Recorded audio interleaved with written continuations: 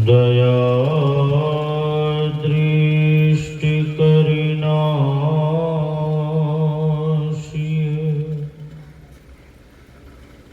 मेरो भूल अरु चूक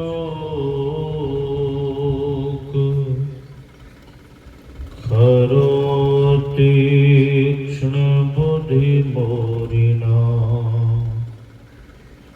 पाणि जोड़ी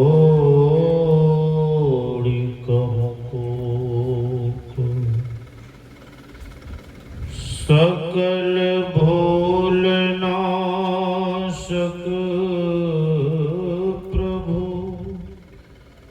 सतगुरु परम कृपाल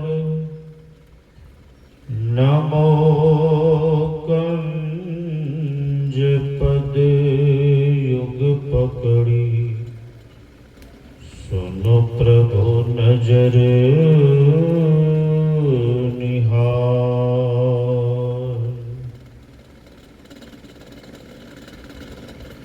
हम लोग प्रेम के साथ बुलंद आवाज में परमाराध्य सद्गुरु महाराज की जय जयकार करें ताकि हम सबों के जीवन का हाहाकार दूर हो जाए। बोलिए श्री सद्गुरु महाराज की जय।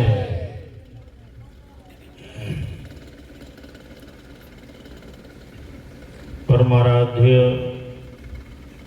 श्री सद्गुरु महाराज जी के परम पावन श्री चरणों में अनंत बार नमन।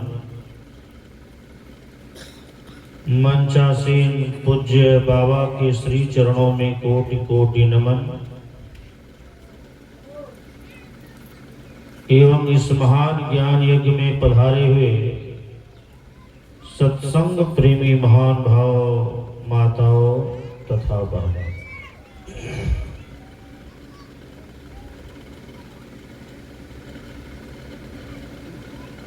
इस संसार में सभी अपना यश चाहते हैं, सभी सम्मान चाहते हैं, बड़े बड़े पद पर आसीन होना चाहते हैं, लेकिन इच्छाएं तो बहुत होती है, लेकिन सारी इच्छाएं मानव की पूर्ण नहीं हो पाती।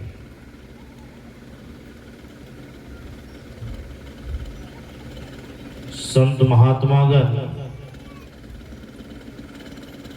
परमात्मा की भक्ति करके संसार के अंदर किसी भी चीज को पाने की इच्छाओं को खत्म करके परमात्मा की भक्ति में लीन हो जाता है।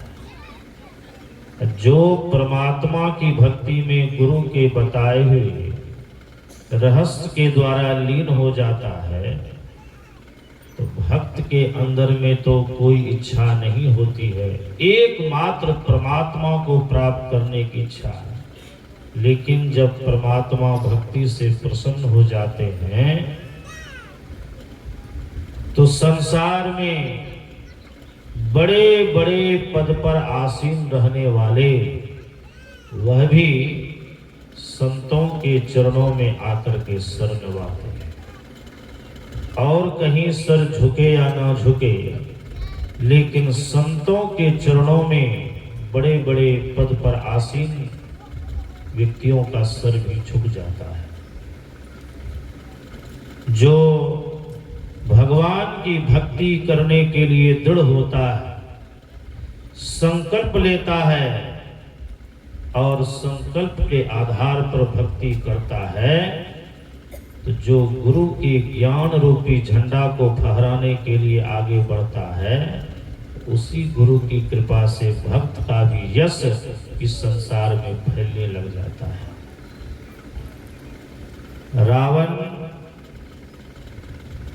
4 भाई था।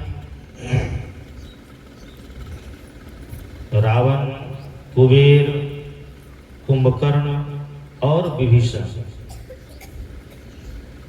लेकिन धर्मात्माओं की लिस्ट में एकमात्र विभीषण का ही नाम आया है। हालांकि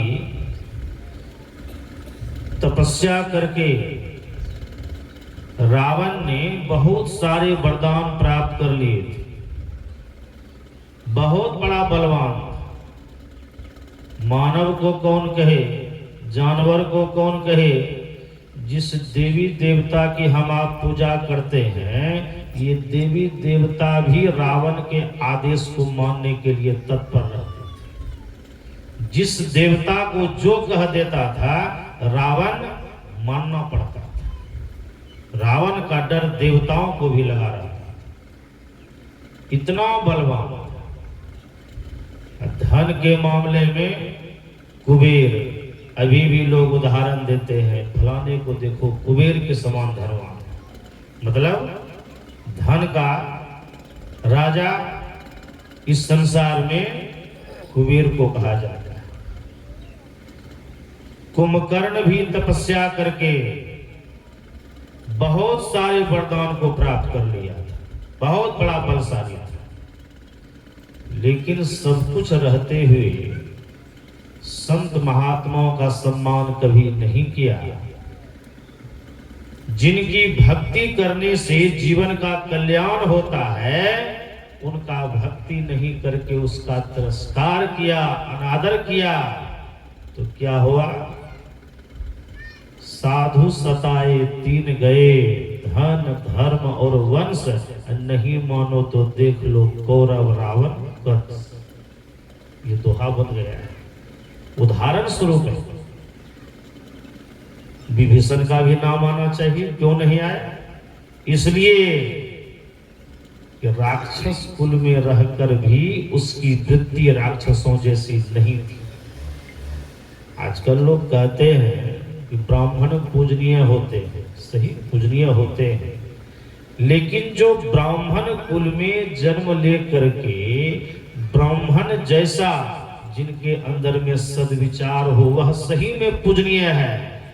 जन्म ले लिया ब्राह्मण के यहाँ, खाता है मांस मछली अंडा शराब, वह कैसा ब्राह्मण? रावण भी तो ब्राह्मण था, रावण ब्राह्मण था, कुंभकर्ण ब्राह्मण था, लेकिन कुल में जन्म लेने से क्या हो गया? कोई उसको धर्मात्मा कहता है?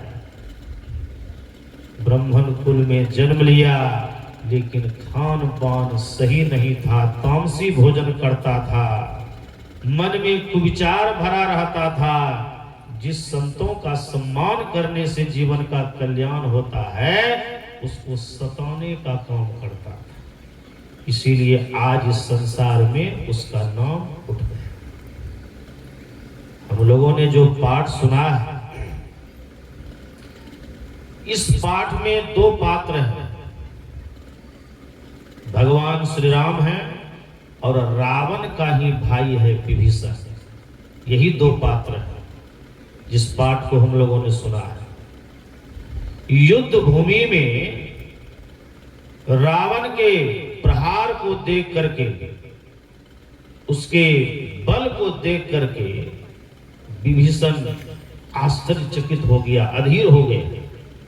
और जब उसे रहा नहीं गया है, तो भगवान श्री राम से पूछ दिया है, रावण तो इतना बलवान है, उसके पास में युद्ध करने वाला रथ है, अनेकों प्रकार का उसको बाण मिला है, उसके पास असंख्यों सेनाएं हैं, लेकिन आपके पास में तो रथ है, 9 बहुत बड़ी सेना है, सेना भी है तो किस चीज का? बंदर भागो, इसी का सेना।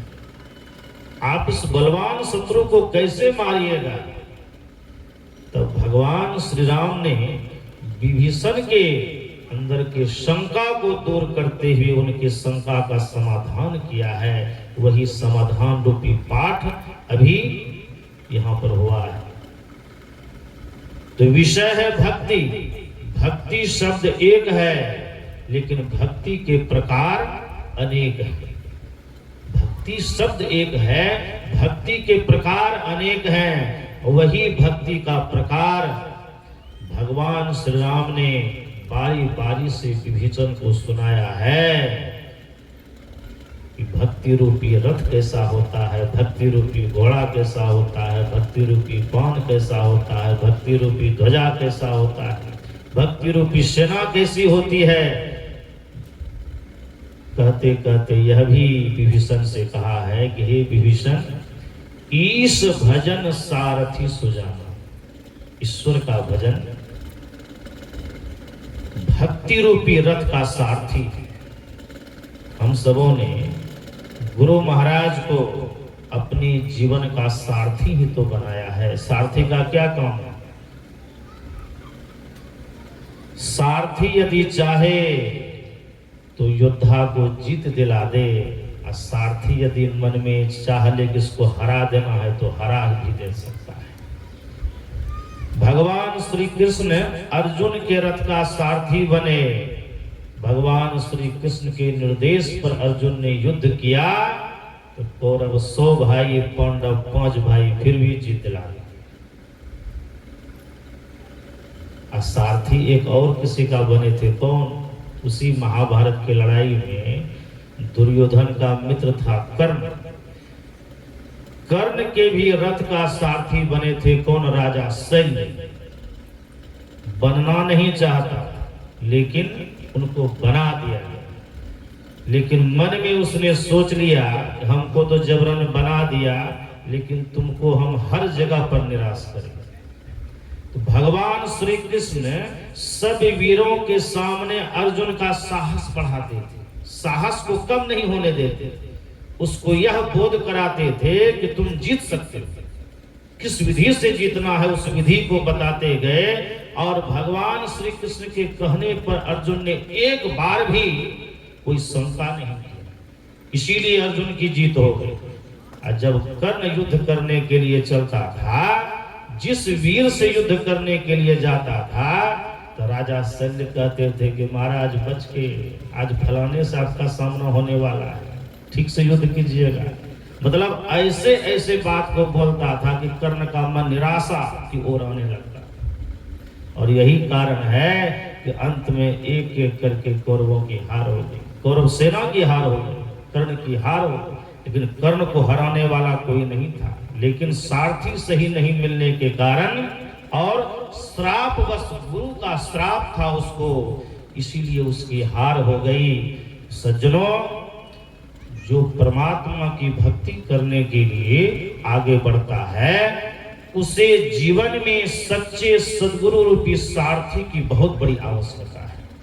यदि सारथी आपका कुशल है, आपको इस संसार सागर से संग्राम में जरूर जीत दिला देगा। आप इस संसार पर विजय प्राप्त कर लेंगे। यदि गुरु कच्चा है, गुरु अज्ञानी है, तब इस संसार सागर से पार नहीं होगा। मैं विशेष नहीं कहते हुए अपनी वाणी में यही विराम देता। मुझे तो मालूम हुआ कुछ बाबा सुबह बोल रहे थे कि यहाँ रात्रि में भी सत्संग है, तो इसीलिए सत्संग की समाप्ति तो समय पर होगी, इसलिए विशेष नहीं कहते हुए मैं अपने वाणी में विराम देता हूँ। अब हम लोग इसी तरह से शांति का दान देते हुए पूज्य स्वामी श्री ओमानंद जी महाराज के श्री मुख से प्रवचन की उसका पान करें, जीवन का कल्याण होगा। श्री सद्गुरु महाराज की जय। श्री सद्गुरु महाराज की जय। हम लोग श्रवण कर रहे थे कि सारथी कैसा होना चाहिए, और भगवान राम के उपदेश में भी हम लोग सुन रहे थे कैसे सौरज धीरज यही रथ चाका, सत्यशील दिल ध्वजा पताका। जिसके अंदर में सूरता है, जो धीरता है,